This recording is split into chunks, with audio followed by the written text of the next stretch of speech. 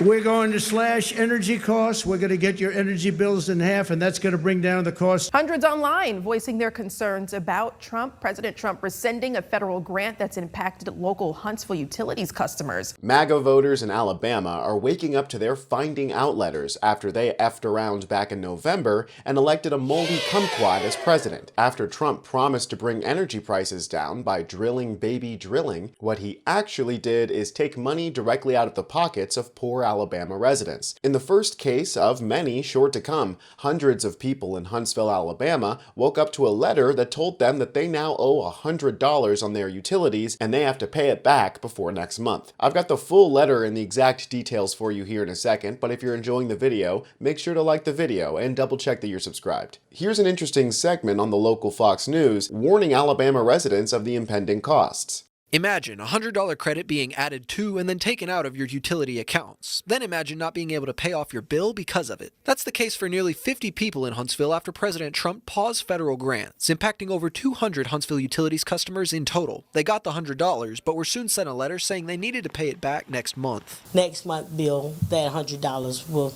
they will be responsible for the $100. And while $100 to 255 people might not seem like a big deal, it is to those people who live there. I've been behind on my utilities before, and back in college I got my lights turned off. And I understand the stress and trauma that can come from trying to make ends meet just to get the lights back on. I can't imagine being on a knife's edge financially, then being gifted $100 for my utilities, spending the money that I earned on other things, and then getting that $100 taken away. So now I'm magically behind, and not because I did anything wrong, but because of the whims of Donald Trump, who just randomly decided to freeze all funding. And make no mistake, it is Trump's executive order that caused this to happen, as was detailed in the letter that these residents got from their utilities company. This letter informs you that you have been debited for $100.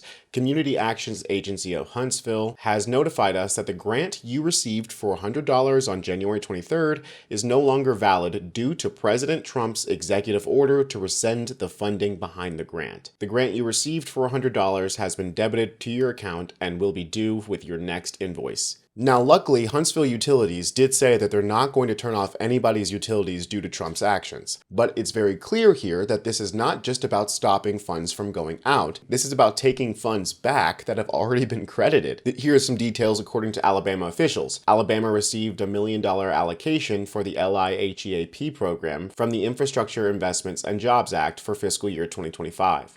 But according to Presley, this supplemental funding is currently paused due to President Trump's executive order titled Unleashing American Energy.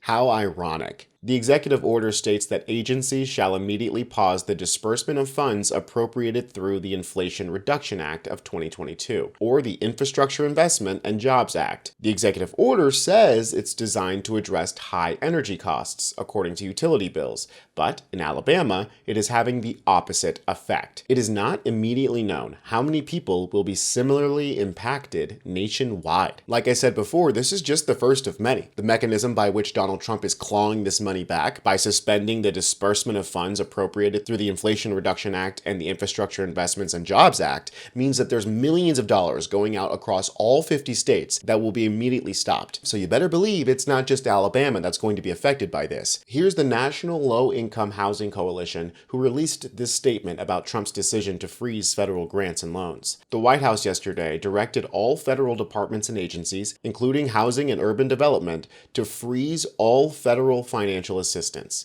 This extreme order could prevent states and communities, nonprofit organizations, and low-income families from receiving the critical resources necessary to address our nation's most pressing affordable housing and homelessness challenges. The freeze went into effect 2 weeks ago, and now we're starting to see the real-world repercussions of it. But wait, I thought Trump was going to unleash American energy. I thought he was going to slash energy costs. Remember when he said this?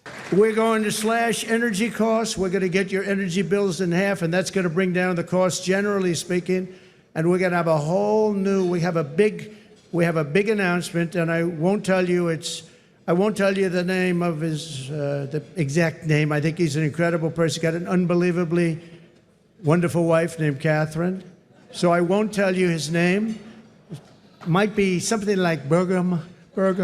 He's from North Dakota. He's going to be announced tomorrow for a very big position. So everybody's waiting. There he is. Hi, Doug. He's going to be announced tomorrow, and we have somebody else that's probably coming up with him to be announced, who's a big one. And we're going to do things with energy and with land, interior, that is going to be incredible. And so I look forward to doing the formal announcement, although this is a pretty big announcement right now. Actually, he's going to head the Department of Interior, and he's going to be fantastic. I'm not going to tell you who it is. Okay, it's Doug Burgum. What a fucking idiot. And what did Doug Burgum do for us to slash energy costs? Well, after Trump named him Secretary of the Interior, and after his executive order unleashing American energy, this is what Doug did. Announced the immediate suspension, revision, or rescension of the following documents: leasing practices, conservation practices, waste management, in protecting endangered wildlife, protecting birds, risk management when it comes to oil leases, rescinding, revising, or deleting all of these documents protecting the American people and the environment from the oil and gas companies. When it comes to reducing prices for the American people in this current cost of living crisis, what he did was initiate a department-wide review of all programs and regulations that are unnecessarily causing higher living costs for American workers. Interior will focus on ways to eliminate harmful, coercive climate policies and lower the cost of energy, which will, in turn, restore purchasing power to the everyday American and improve overall quality of life. That's right, guys, those pesky climate protection regulations that were causing your electricity bill to go up, those are going to be rescinded. That way, you can finally afford groceries. Of course, ignoring the fact that the experts say that increasing oil and gas production isn't going to reduce our energy costs, because oil and gas production isn't a United States only kind of thing. It is a global market. And if the United States just starts producing more oil, well, the global markets will react. Here's an excellent blurb from factcheck.org. Experts we interviewed said increasing the domestic supply of oil and natural gas, if worldwide demand stayed constant, could lower prices, at least somewhat and for a short period of time. But ramping up the supply is a decision oil and gas companies have to make, and they wouldn't be inclined to produce more for a lower price. And even if they could be incentivized to produce more oil and gas for less in profit, international producers would react to the increased U.S. supply by pulling back on their production. Sanjay Patnaik, director of the Center on Regulation and Markets and a senior fellow in economic studies at the Brookings Institute, told us that there was a really low likelihood that drilling for more oil would lower prices, because those prices are set at the world market. Any additional production we have would go to the world market, and then it depends on demand. So drilling, baby, drilling isn't going to lower your energy costs. If the federal government really was invested in lowering our energy costs and increasing our energy resilience, we would be investing in clean, renewable energy and nationwide grid updates. So of course it doesn't make any sense when Trump says this. And we will frack, and drill, baby, drill. And I will cut energy prices in half within 12 months from January 20th, the day you assume the office of president.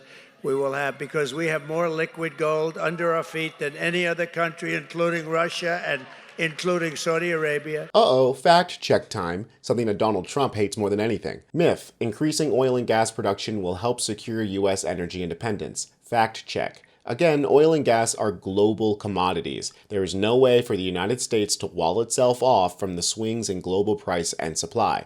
As long as we rely on fossil fuels, violent petrostates like Russia will use fossil fuel production as political and financial leverage. The only way to permanently protect ourselves from the volatility of the global oil market and soaring gas prices is to opt out entirely and transition to both clean energy sources and electric vehicles that run on clean energy. Steep federal investments that build out renewable energy infrastructure and make EVs the norm will ultimately provide a far more stable energy market for all and help protect the only planet that we got. Donald Trump doesn't like this planet or any of the people who live on it. Well, except for one, himself. and maybe Ivanka. And I just want to leave you guys with this one last resource that you can use to go argue with your conservative relatives about all the damage that Trump is doing. Representatives Rosa DeLauro and Marcy Kaptur released these 6 fact sheets that details the damage that Trump's funding freeze will have on regular everyday Americans. The one that's relevant for this conversation, freezing home energy rebates program raises family energy costs, shows the amount of dollars in millions that was supposed to go directly to American households to pay for energy costs that has already been dispersed to these various states